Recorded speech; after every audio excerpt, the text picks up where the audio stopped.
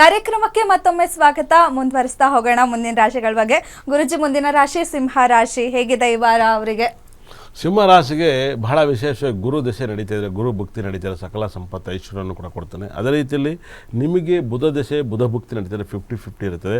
ಅದೇ ರೀತಿಯಲ್ಲಿ ವಾರ ಪೂರ್ತಿ ಶುಕ್ರ ದಶೆ ಶುಕ್ರ ಭಕ್ತಿ ನಡೀತದೆ, ಸ್ವಲ್ಪ ತೊಂದರೆಗೊಳ್ಳುತ್ತೆ.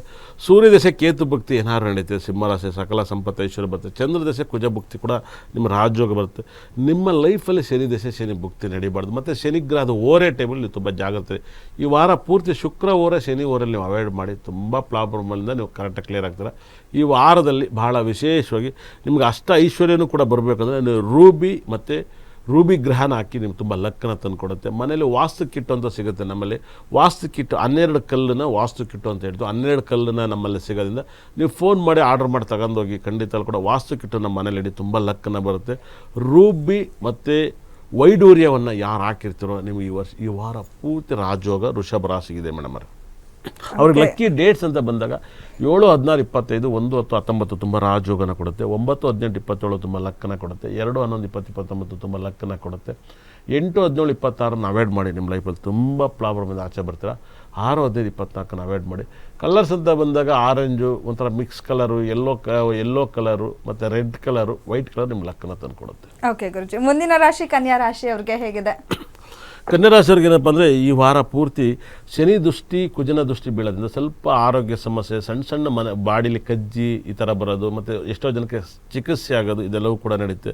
10ನೇ ಮನೆಯಲ್ಲಿ ಗುರುಗ್ರಹ ಇದ್ದಾಗ ನಾರ್ಮಲಾಗಿ ಜನ ಇದ್ದರೆ ಸಾಲ ಮಾಡಿರೋಂಥ ಫ್ಯಾಮಿಲಿಗಳಿದ್ದಾಗ ಅವ್ರ ಮನೇಲಿ ಜಗಳಗಳಾಗುತ್ತೆ. ಸಾಲ ಇಲ್ದಿರೋ ಫ್ಯಾಮಿಲಿ ಮನೇಲಿ ಎಲ್ಲರೂ ಒಂದು ಟ್ರಿಪ್ ಹೋಗ್ತಾರೆ, ನೀವು ತುಂಬ ಚೆನ್ನಾಗಿರ್ತಾರೆ. ಸಾಲ ಇರೋ ಮನೇಲಿ ಪ್ರಾಬ್ಲಮ್ನ ಸಿಗಾಕಿರ್ತಾರೆ. ಆದರೆ 10ನೇ ಮನೆಯಲ್ಲಿ ಇರುವಂಥ ರಾಶಾಧಿಪತಿ 11ನೇ ಮನೆಯಲ್ಲಿ ಶುಕ್ರ ಮತ್ತು ಬುಧ ಗ್ರಹ ಇದ್ದಾರೆ. ತುಂಬ ರಾಜಯೋಗವನ್ನು ಕೊಡ್ತಾನೆ. 100% ಸಕಲ ಸಂಪತ್ತು ಐಶ್ವರ್ಯನೇ ಈ ವಾರ ಪೂರ್ತಿ ರಾಜಯೋಗವನ್ನು ಕೊಡ್ತಾನೆ.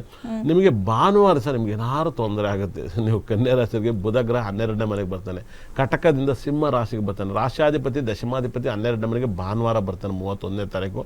ನೀವು 31ನೇ ತಾರೀಕಿನಿಂದ ನೀವು ಹೆಚ್ಚಿಗೆ ಕಮ್ಮಿ 1 ತಿಂಗಳು ತುಂಬ ಜಾಗೃತ ಇರಬೇಕಾಗುತ್ತೆ. ಸಾಕಷ್ಟು ಪ್ರಾಬ್ಲಮ್ನ ಅನುಭವಿಸ್ತೀರ ಅಪ್ಪಿ ಭಾಳ ವಿಶೇಷವಾಗಿ ನಿಮ್ಮ ಲೈಫಲ್ಲಿ ಸಕಲ ಸಂಪತ್ತು ಐಶ್ವರ್ಯನೂ ಬರಬೇಕು ಅಂದರೆ ನಿಮ್ಮ ಲೈಫಲ್ಲಿ ಒಂದು ಡೈಮಂಡು ಭಾಳ ವಿಶೇಷವಾಗಿಲ್ಲ. ಶುಕ್ರಗ್ರಹದ ಬ್ರಾಸ್ಲೆಟ್ ನಮ್ಮಲ್ಲಿ ಸಿಗುತ್ತೆ, ಅದನ್ನು ಹಾಕಿ. ಡೈಮಂಡು ಶುಕ್ರಗ್ರಹದ ಬ್ರಾಸ್ಲೆಟ್ನ ಯೂಸ್ ಮಾಡಿ. ಮತ್ತು ಅತ್ತಿ ಮರವನ್ನು ಮತ್ತು ಮುತ್ಕುದೆಲೆಯಲ್ಲಿ ಊಟ ಮಾಡೋದು 2 ಮರಿಬೇಡಿ, ತುಂಬ ಲಕ್ ಬರುತ್ತೆ. ಮಸ್ತನ್ನು ಜಾಸ್ತಿ ತಿನ್ನಿ, ನಿಮ್ಮ ಪ್ರಾಬ್ಲಮ್ ಕ್ಲಿಯರ್ ಆಗುತ್ತೆ. ಲಕ್ಕಿ ಡೇಟ್ಸ್ ಅಂತ ಬಂದಾಗ ನಿಮ್ಗೆ 6, 15, 24ನೇ ತಾರೀಕನ್ನ ಫಾಲೋ ಮಾಡಿ. ಕಲರ್ಸ್ ಅಂತ ಬಂದಾಗ ವೈಟು, ಬ್ಲೂ, ರೆಡ್ಡು ನಿಮ್ಮ ಫೇವ್ರೇಟ್ ಬಣ್ಣ ಆಗುತ್ತದೆ. ಲಕ್ಕಿ ಡೇಟ್ಸ್ ಅಂತ ಬಂದಾಗ 1, 10, 19 ಯೂಸ್ ಮಾಡಿ. 1, 10, 19 ಯೂಸ್ ಮಾಡ್ಬೋದು. 2, 11, 20, 29 ಲಕ್ಕಿ ಡೇಟ್ಸ್ ಆಗುತ್ತೆ. ನಿಮ್ಮ ಕೈಯಲ್ಲಿ ತುಂಬ ರಾಜಯೋಗದ ನಂಬರ್ಸ್ ಬಿನ್ನರ್ ಬರ್ಕೋಬೇಕಂದ್ರೆ 2626 ಅಂತ ತುಂಬ ಸರಿ ಬರ್ಕೊಳ್ಳಿ, ನಿಮ್ಮ ಲಕ್ಕನ್ನು ಬರ್ತದೆ. 2626 ನಿಮ್ಮ ಲೈಫಲ್ಲಿ ತುಂಬ ನನಗೆ ಕೆಲಸ ಸಿಗ್ತಾಯಿಲ್ಲ, ನೆಮ್ಮದಿ ಇಲ್ಲ ಅನ್ನತ್ತಿದ್ರೆ ಶುಕ್ರ ಚಂದ್ರ ಅಂತ ಯಾವಾಗಲೂ ನೆನೆಸ್ಕೊತೀರಿ.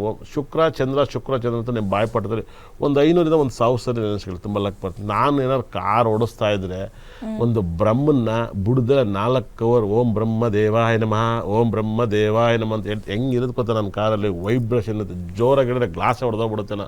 ಹಂಗಿರುತ್ತೆ. ನಾನು ಬ್ರಹ್ಮನ್ ಪ್ರೇಯರ್ ಹೇಳ್ತಾನೆ ಇರ್ತೀರಾ ಅದನ್ನ? 24 hours ಬಾತ್ರೂಮಲ್ಲಿ ಇದ್ರೆ ಹೇಳ್ತೀನಿ, ನಾನು ಸ್ನಾನ ಮಾಡ್ತಾರೆ ಹೇಳ್ತೇನೆ. ಅಂದರೆ ತನ್ನಂತಾನೆ ನನ್ನ ಲೈಫಲ್ಲಿ ಬ್ರಹ್ಮನ್ನ ನಾನು ಮಲಗಬೇಕಾದ್ರೆ ಸ್ಲೀಪಿಂಗ್, ಇವಾಗ ಏಸು ಅಲ್ಲೆಲ್ಲೂಯ ಗಾಡ್ ಇಸ್ ಗ್ರೇಟ್ ಅಂತ ಹೇಳ್ತಾರಲ್ಲ, ಇವಾಗ ಕಣ್ಬಿಡಿ ದೇವ್ರ ಮುಂದ್ಗಡೆ ಇದ್ದಾರೆ, ಯೋಗ ಮಾಡೋಲ್ಲ ಹೇಳ್ತಾರೆ. ನಿಧಾನಕ್ಕೆ ನಿಮ್ಮ ಕೈಯನ್ನು ಮುಟ್ಟಿ ಶಾಂತ ರೂಪದಿಂದ ಎದ್ದೇಳಿ ಅಂತ ಹೇಳ್ತಾರೆ ಯೋಗದವರು. ಹಂಗೆ ನಾನು ಮಲಗಬೇಕಾದ್ರೆ ಶಾಂತ ರೂಪದಲ್ಲಿ ನಾನು ಎದ್ದೇಳ್ಬೇಕಾರಲ್ಲ ಮಾಸಾಗಿ ಎದ್ದೇಳ್ತೀನಿ. ಬೆಳಗ್ಗೆ ಎದ್ದಿದ ತಕ್ಷಣ ಸ್ಲೋವಾಗಿ ಎದ್ದೆಲ್ಲ ಮಾಸಾಗಿ ಎದ್ದು ಕೆಲಸ ಮಾಡ್ತೀನಿ. ಮಲಗಬೇಕಾದ್ರೆ ನಾನು ಸ್ಲೋ ಸ್ಲೀಪಿಂಗ್. ಹೆಂಗಂದರೆ ಮಲಗಿದ ತಕ್ಷಣ ಎದ್ದೋಗ್ಬಿಡ್ತೀನಿ. ಹೆಂಗಂದರೆ ನಾನು ಮುಂಚೆ ಎಲ್ಲ ಪರವಾಗಿಲ್ಲ, ನಾನು ಸುಮ್ಮನೆ ಜ್ಯೋತಿಷ್ ಹೇಳ್ತಿರೋ ಬಂದು ಪ್ರೇಯರ್ ಮಾಡ್ಬಿಡೋದು. ನಾನು ಮಲಿಕೊಂಡು ಪ್ರೇಯರ್ ಮಾಡೋದು ಜಾಸ್ತಿ. ಇದು ಯಾರಿಗೂ ಗೊತ್ತಿಲ್ಲ ಈ ಟೆಕ್ನಿಕ್. ನಾನು ಹಿಂಗಿರ್ತೀನಿ. ನಾನು ಬಿಗ್ ಬಾಸಲ್ಲಿ ಇದ್ದಲ್ಲೂ ನಿರೂಪಕ ಕೇಳಿದೆ, ಯಾಕೆ ತಲೆ ಮೇಲೆ ಕೈ ಇಟ್ಕೊತೀನಿ ಅಂತ. ನಾನು ಮಲಗಬೇಕಾದ್ರೆ ಹಿಂಗೆ ಭಗವಂತನ ಪ್ರಾರ್ಥನೆ ಮಾಡ್ತೀನಿ. ಅದು ರೂಢಿ ಇವಾಗಲೂ. ನಾನು ಮಲಗಬೇಕಾದ್ರೆ ಹಿಂಗೆ ನನ್ನ ಕೈ ಹಿಂಗಿರುತ್ತೆ, ಅಂದರೆ ನಮಸ್ಕಾರ ಮಾಡ್ತಾ ಇರ್ತೀನಿ. ಅದು ರೂಢಿ ನನಗೆ. ನನ್ನ ಮಗಳು ಹಂಗೆ ಮಾಡ್ತಾಯಿಲ್ಲ. ನಾನು ಯಾವಾಗಲೂ ಮಲಗಬೇಕಾದ್ರೆ ನಾನು ಒಂದೇ ದೇವರು. ನನ್ನ ಲೈಫ್ ಲಾಂಗ್ 24 hours ನಾನು ಬ್ರಹ್ಮನ ತುಂಬ ಆರಾಧನೆ ಮಾಡೋದು. ನನ್ನ ಜನ್ಮ ಕೊಟ್ಟನು ಬ್ರಹ್ಮನೇ. ನಾನೇನು ಯಾವ ದೇವ್ರಿಗೂ ನಾನು ತಲೆ ಕೆಡ್ಸ್ಕೊಳಕ್ಕೆ ಹೋಗಲ್ಲ, ಇಷ್ಟನೂ ಪಡೋಕ್ಕೆ ಹೋಗಲ್ಲ. ಓಪನಾಗಿ ಹೇಳ್ತಾ ಇದ್ದೀನಿ. ಬೇರೆ ಹಬ್ಬ ಹರಿದಿನಿ ಈ ಪುರಾಣಕ್ಕೆ ವರಮಹಾಲಕ್ಷ್ಮಿ ಹಬ್ಬ ನನ್ನ ಫೇವ್ರೇಟ್ ಹಬ್ಬ. ನನ್ನ ಫೇವ್ರೇಟ್ ದೇವ್ರು ಬ್ರಹ್ಮ. ಇನ್ನು ಯಾವ ದೇವರು ನನ್ನ ಎದುರುಗಡೆ ಸಿಗೋದು ಚೆನ್ನಾಗಿರೋ ಸಮಯ ಓಟ್ ಬರ್ರಿ, ನೀವು ಸೋಮವಾರ ಬಂದಿರಾ ಹೋಗಿ, ಗುರುವಾರ ಬಂದಿರಾ ನೀವು ಓಟ್ ಬರ್ರಿ, ನಿಮಗೂ ಸಂಬಂಧ ಇಲ್ಲ, ಹೋಗಿ ಸಮಯ ಕೈ ಮುಗಿತೀನಿ ಅಂತ ಹೇಳ್ತೀನಿ. ತಲೆ ಕೀಳಲಿಕ್ಕೆ ಬ್ರಹ್ಮ ಏನೊಂದಕ್ಕೂ ಬ್ರಹ್ಮ. ಯಾಕಂದರೆ ನನ್ನ ಬರ್ದಿರೋನು ನನ್ನ ಕೆತ್ತಿರೋನು ಅವನೇ, ಮುಂದೆ ಕೆತ್ತೋನು ಅವನೇ. ನಂಗೆ ಬೇಕಾಗಿಲ್ಲ ನಾನು ಬೇರೆ ದೇವರು. ನೂರು ಜನ 107 ನನಗೊತ್ತಕ್ಕೂ ಸಂಬಂಧ ಇಲ್ಲ ರೀ. ನನ್ನ ಹೊಟ್ಟೆ ನನ್ನ ಹಸು ನಾನು ಊಟ ಮಾಡೋಕ್ಕೆ, ನನ್ನ ಊಟನ ಬೇರೆ ಊಟ ಮಾಡೋಕ್ಕಲ್ಲ. ಜನ್ಮ ಕೊಟ್ಟವನು ಬ್ರಹ್ಮ. ಹಾಗಾಗಿ ನನ್ನ ಮಗಳನ್ನ ಬ್ರಹ್ಮನಿಗೆ ಅಪ್ಲಿಕೇಶನ್ ಹಾಕ್ಬಿಟ್ಟು ಬ್ರಹ್ಮನಿಗೆ, ಹಾಗಾಗಿ ನನ್ನ ಮಗಳು ಹುಟ್ಟಿರೋದು. ಹಾಗಾಗಿ ನಾನು ಬ್ರಹ್ಮನ ನಾನು ಮಲಗಬೇಕಾದ್ರೆ ಓಂ ಬ್ರಹ್ಮದೇವಾಯ ನಮಃ ನಂಗೆ ತುಂಬ ಫೀಲಿಂಗಲ್ಲಿ ಮಲಗ್ತೀನಿ. ಅಂದರೆ ನಾನು ಬೆಳಕರವರೆಗೂ ನನ್ನ ದೇಹ, ನನ್ನ ರೂಮ್ ಅಂತ ಹೆಂಗಿರುತ್ತೆ ಗೊತ್ತಾ ವೈಬ್ರೇಷನು, ನಾನು ಮಲಗಿರೋ ಬಾಗಲ್ ಥರ ಓಂ ಬ್ರಹ್ಮದೇವಾಯ ಹಂಗಿರುತ್ತೆ ನನ್ನ ವಾಯ್ಸು. ಅಂದರೆ ನಾನು ಮಲಗಿದ್ರು ಕೂಡ ದೇವ್ರನ್ನ ಪ್ರಾರ್ಥನೆ ಮಾಡ್ತಾನೆ ಇರ್ತೀನಿ. ದೇವ್ರ ಮನೆಗೆಲ್ಲ ಹೋಗ್ಬಿಟ್ಟು ನಮಸ್ಕಾರ ಸರ್, ಚೆನ್ನಾಗಿದ್ರೆ ಸರ್, ಆಯ್ತು ಸರ್, ಸೂಪರ್ ಸರ್ ಅಂತ ಬರ್ತೀನಿ, ಅಷ್ಟೇ ಇದೆ. ಅಲ್ಲ, ಜ್ಯೋತಿಷ್ಯ ಎಲ್ಲ ಹೇಳೋರೆಲ್ಲ ಸಾಮಾನ್ಯವಾಗಿ ಎಲ್ಲಾ ದೇವ್ರು ತುಂಬಾ ಜಾಸ್ತಿ ಆರಾಧನೆ ಮಾಡ್ತಾರೆ. ಆ ತರ ಎಲ್ಲರ ಹತ್ರ ಹೋಗ್ಬಾರ್ದು ಮೇಡಮ್. ಒಬ್ಬರನ್ನ ಜೊತೆ ಮೇಂಟೈನ್ ಮಾಡ್ಬೇಕು. ಎಲ್ಲರನ್ನೂ ಮೇಂಟೈನ್ ಮಾಡೋಕ್ಕಾಗಲ್ಲ. ಅದೇ ಸಾರಾಯಿ ಅಂಗಡಿ ಅಲ್ಲ, ಈ ಬಾಟ್ಲು ಆ ಬಾಟ್ಲೆಲ್ಲ ಓಡ್ಕ ಮಿಕ್ಸ್ ಮಾಡ್ಕೆ ಹೊಡಿಯೋಕ್ಕೆ ಭಗವಂತ ಒಬ್ಬನ ಎಲ್ಲರನ್ನೂ ಕಾಪಾಡ್ತಾರೆ ಅನ್ನೋದಲ್ಲ. ಒಬ್ಬರು ನಿಂಬಿಡ್ಬೇಕು, ಇಲ್ಲ ನಂಬಾರ್ದು. ಓಕೆ, ನಿಮ್ಮ ನೆಚ್ಚಿನ ದೇವರು ಬ್ರಹ್ಮದೇವರು, ಅವರು ನಿಮ್ಮ ಜೊತೆ ಇಟ್ಕೊಂಡಿದ್ದೀರಾ. ಬಹಳ ವೈಬ್ರೇಷನ್, ತುಂಬಾ ದೊಡ್ಡ ವೈಬ್ರೇಷನ್. ನನ್ನ ಹತ್ರ $1 ಇದೆ. ನನಗೆ ಬ್ರಹ್ಮಜ್ಞಾನ ಬಂದಾಗ ಹಾಕೋದಂತ ಸುಮ್ಮನೆ ಇರ್ತಿದ್ದೀನಿ. ನಾನು ನನ್ನ ಆಫೀಸಲ್ಲೂ ಬ್ರಹ್ಮನ ವಿಗ್ರಹ ಇದೆ. ನನ್ನ $, ನನ್ನ ಗೋಲ್ಡಲ್ಲಿ ಏನಾದ್ರು ಒಂದು ಮಾಡ್ಸ್ಕೊಂಡ್ರೆ ಬ್ರಹ್ಮನ್ನೇ ಮಾಡ್ಸ್ಕೊಂಡಿರೋದು. ನಾನು ತುಂಬಾ ಕಡಿಮೆ ಬ್ರಹ್ಮದೇವ್ರನ್ನೆಲ್ಲ ಪೂಜೆ ಮಾಡೋದು, ಆರಾಧನೆ ಮಾಡೋದು. ಜನ ಹಿಂಗೆ ಮೇಡಮ್ ಅವರೇ, ಓದಿದ್ರೆ ನಿಮಗೆ ಗೌರ್ಮೆಂಟ್ ಸಂಬಳ ಕೊಡುತ್ತೆ, ಕಾರ್ ಕೊಡ್ತಾರೆ, ಸೆಕ್ಯೂರಿಟಿ ಕೊಡ್ತಾರೆ, ಸಲೀಟ್ ಹೊಡಿತಾರೆ, ಬಟ್ ಅಂತ ಓದಕ್ಕಲ್ಲ. ಓದ್ಬಿಟ್ರೆ IAS ಆಫೀಸರ್, IPS ಆಫೀಸರ್, ಒಳ್ಳೆ ಮೆಡಿಕಲ್ ಸೀಟ್ ಫ್ರೀ ತಗೋಬೋದು. ಓದಕ್ಕಲ್ಲ, ಎಲ್ಲ ಅವರು ಓದ್ತಾರೆ, ಇವರು ಓದಕ್ಕಲ್ಲ, ಇವು ತರಲೆ ಬಿದ್ದು ಓದಕ್ಕಲ್ಲ, ಅದಕ್ಕೆ ಕಟ್ಟಾಯ್ತವೆ. ನೀಟಾಗಿ ಓದ್ಬಿಟ್ರೆ ಫ್ರೀಯಾಗಿ ಎಲ್ಲ ಸಿಗುತ್ತೆ ಪ್ರಪಂಚದಲ್ಲಿ. ಅದು ನೋಡಿ, ಕಷ್ಟಪಡಕ್ಕಲ್ಲ, ಆಮೇಲೆ ಹೋಗ್ಬಿಟ್ಟು ಎಲ್ಲ ದೇವರು ಕೈ ಮುಗಿತಾ ಇರ್ತಾರೆ. ಹಂಗಾಗಿ ನಾವೇನು ಮಾಡೋಕ್ಕಾಗಲ್ಲ. ಓಕೆ ಗುರುಜಿ, ಮುಂದಿನ ರಾಶಿ ತುಲಾ ರಾಶಿ. ಒಂದು ಸ್ವಲ್ಪ ಚೆನ್ನಾಗಿದೆ ಸಮಯ ಅಂತ ಹೇಳ್ತಾರೆ. ಈ ವಾರ ಹೇಗಿದೆ ತುಲಾ ರಾಶಿ ಅವರಿಗೆ? ತುಲಾರಾಶಿಯವರಿಗೆ ಸಖತ್ತಾಗಿದೆ. ಆದರೆ ತುಲಾರಾಶಿಯವ್ರ ಮನೆಯಲ್ಲಿ ತುಂಬ ಕುಜಗ್ರಹ 12ನೇ ಮನೆಗೆ ಇರಬಾರ್ದು, ಶನಿ ಕೂಡ 6ನೇ ಮನೆ ಇರಬಾರ್ದು. ನೋಡಿ, ಗುರು ದಶೆ, ಬುಧ ದಶೆ, ಶುಕ್ರ ದಶೆ ನಡೀತಾರೆ, ತುಂಬ ಚೆನ್ನಾಗಿರ್ತಾರೆ. ಸೂರ್ಯ ದಶೆ, ಕೇತು ದಶೆ ನಡೀತಾರೆ, ಚಂದ್ರ ದಶೆ ನಡೆದ್ರು ಚೆನ್ನಾಗಿರುತ್ತೆ. ನಿಮಗೆ ಶನಿ ಮತ್ತು ಕುಜ 12ನೇ ಮನೆ ಇರಬಾರ್ದು. ಯಾಕಂದರೆ ಯಾರು ಶನಿ ದಶೆ ನಡೀತಿತ್ತೋ ಕುಜ ದಶೆ ನಡೀತಾರೆ ತುಂಬ ತೊಂದರೆ. ಯಾಕಂದರೆ ಕುಟುಂಬ ಸ್ಥಾನಾಧಿಪತಿ 2ನೇ ಮನೆ ಮತ್ತು ಸಪ್ತಮಾಧಿಪತಿ 2ನೇ ಮನೆ. ಸಾಕಷ್ಟು ಜನ ಮನೆಯಲ್ಲಿ ತುಲಾರಾಶಿ ಮನೆಯಲ್ಲಿ ಜಗಳ ಆಗಿರೋಂಥ ಮನೇಲಿ ನೆಮ್ಮದಿರಲ್ಲ.